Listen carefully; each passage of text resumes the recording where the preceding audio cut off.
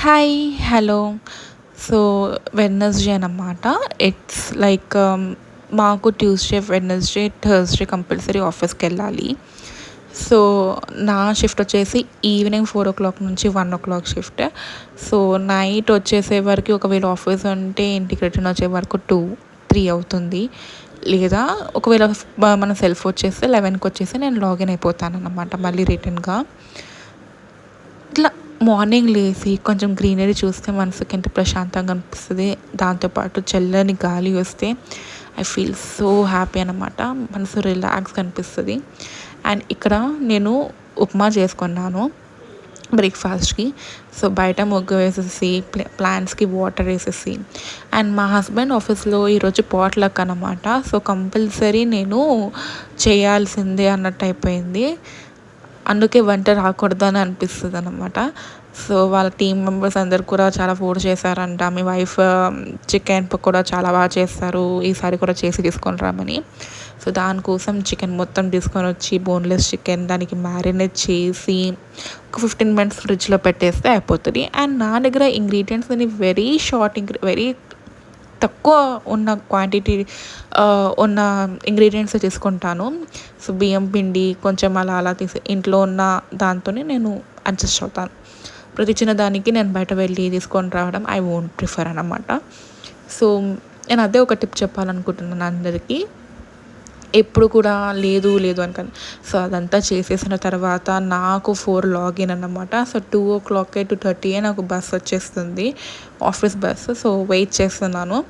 ఆ రోజు కొంచెం ఒక 10-15 మినిట్స్ లేట్ అయింది బస్సు. అదే మా ఆఫీస్ బస్సు. సెకండ్ స్టాప్ నాదే అన్నమాట అక్కడ నుంచి వచ్చేటప్పుడు. సో ఆఫీస్కి వెళ్ళాక మా ఫ్రెండ్ ఇలా వాళ్ళ అమ్మమ్మ వాళ్ళ ఇంటికి వెళ్ళేసి స్నాక్స్ తీసుకొని పట్టుకొని వచ్చింది. సో యాజ్ యూజువల్గా వర్క్ ఉంటుంది. ఆఫీస్లో ఉంటేనే మనకు చాలా బాగా అనిపిస్తుంది టీమ్తో మాట్లాడడం. And with in no time నాకు ఇది సర్ప్రైజింగ్. నాకు ఎంప్లాయ్ ఆఫ్ ద ఇయర్ రావడము అసలు నేను ఎక్స్పెక్టే చేయలేదు.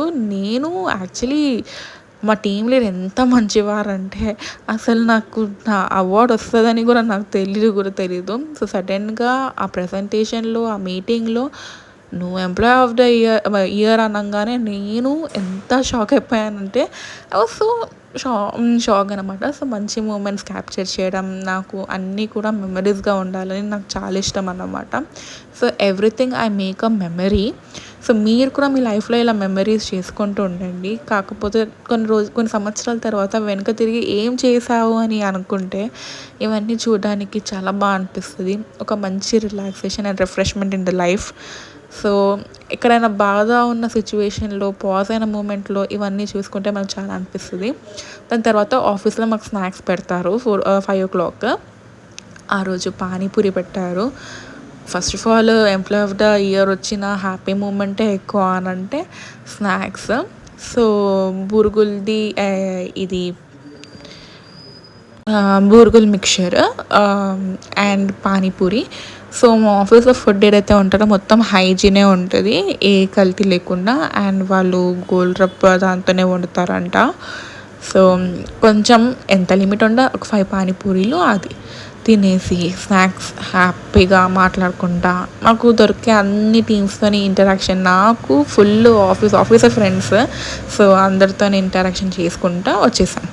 మళ్ళీ నైట్ ఇంటికి వచ్చాక వంకాయ వేసేసి కుకింగ్ చేయడం అనమాట. సో నేను ఆ రోజు తొందరగా వచ్చేసాను because it was an award day అనమాట.